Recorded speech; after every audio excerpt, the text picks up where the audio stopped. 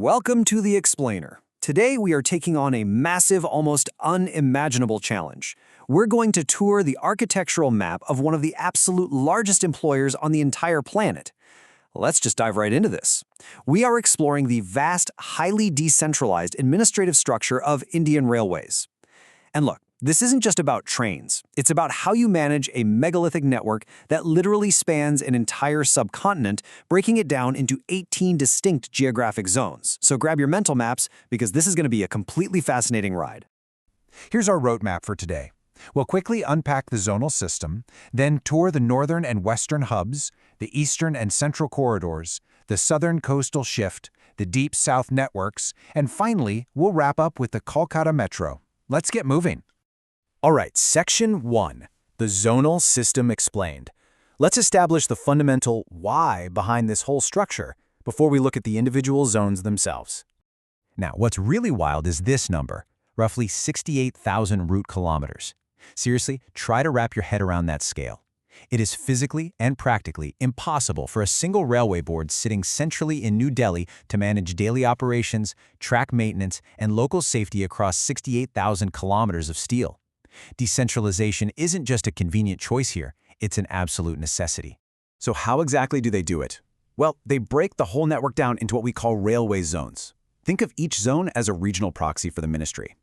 They're headed by a general manager who holds immense financial and administrative power. But it goes a layer deeper. These zones supervise divisions, 69 of them in total, across India, led by divisional railway managers. And these divisions, they are the real grassroots execution units. They're the ones actually repairing the tracks, scheduling the local freight, and making sure your train runs safely every single day. Okay, moving to Section 2, northern and western hubs. It's time to start our actual geographic tour, kicking things off with the massive territories of the north and west. Starting us off is the Northern Railway, headquartered right in New Delhi. It's the absolute largest by route kilometers, featuring 5 divisions that handle insane passenger density and highly strategic border lines. Right next door is the Northwestern Railway out of Jaipur, covering those vast desert stretches of Rajasthan with its 4 divisions. Now moving south, the financial capital Mumbai actually splits the Western Gateway. You've got Western Railway operating from Churchgate, connecting 6 divisions that totally dominate the industrial port routes up in Gujarat.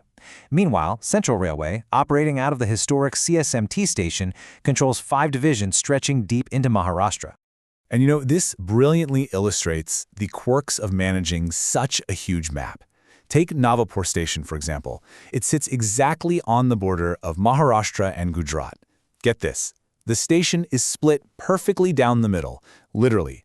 Half the platform bench is managed by the Mumbai division of Western Railway, and the other half by Central Railway. Just a super fun anomaly of these administrative borders.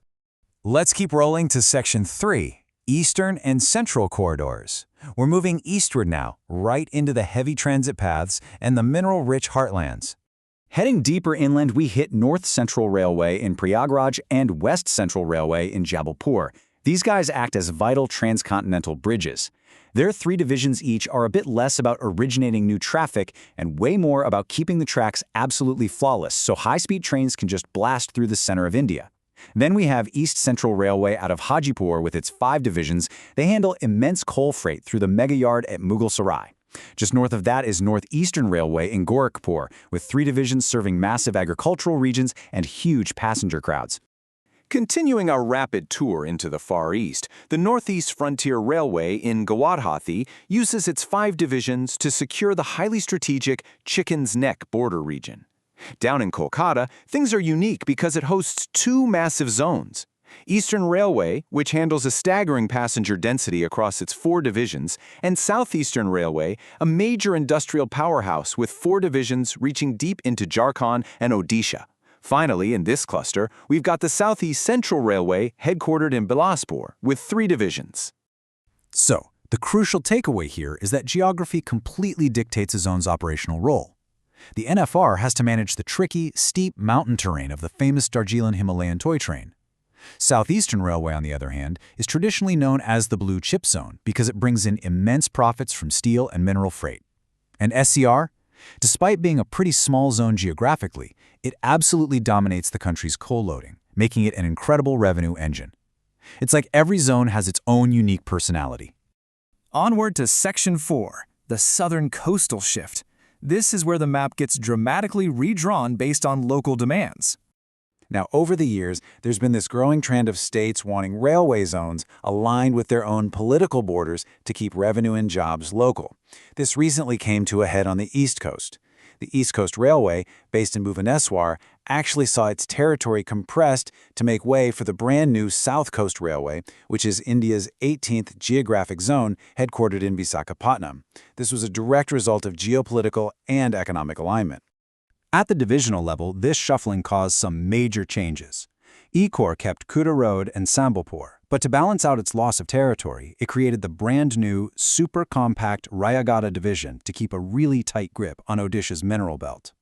SCORE, meanwhile, launched with 4 massive divisions: Vijayawada, Guntur, Guntakul, and the newly split Visakhapatnam division, which was essentially carved right out of the old Walter division. And this chart brilliantly illustrates the sheer scale of the shift. By forming SCORE, the zone practically swallowed the entire rail network of the state of Andhra Pradesh. We're talking over 96.8% of it. This unified the entire coastal belt under one state-aligned administration, making it a massive new player completely optimized for port connectivity. Heading down to Section 5, the Deep South Networks. We're guiding our tour right into the peninsular tip of India for our final regional cluster. Guarding the peninsular tip are 3 key zones. South Central Railway in Secunderabad gave up several divisions to that new coastal zone we just talked about, leaving it with 3 highly efficient divisions focused primarily on Telangana and Maharashtra. Southwestern Railway in Hubli has 3 divisions that perfectly bridge the gap between inland tech centers and the coast. And then Southern Railway out of Chennai operates a massive 6 divisions blanketing Tamil Nadu and Kerala. What you should really take away from this is just how specialized these southern networks are. Southern Railway isn't just massive, it was actually the very first zone formally organized after independence, and it handles massive amounts of tourism, including the famous Nilgiri Mountain Railway. South Central is renowned across the board for its incredibly tight operational efficiency and freight handling. And Southwestern, it perfectly links the modern IT hubs of Bengaluru right into the gritty, absolutely critical iron ore belts of Karnataka. And finally, Section 6, Kolkata Metro, and our conclusion. It's time to round out our full list of 18. Now, you might have noticed a slight geographic oddity in our count so far. That's because the final zone breaks literally all the rules we just learned. The Kolkata Metro has actually been awarded full independent administrative zone status.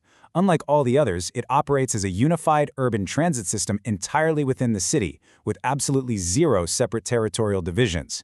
And that officially caps off our list of 18 zones. But stepping back for a second, all this sprawling reorganization raises a huge question.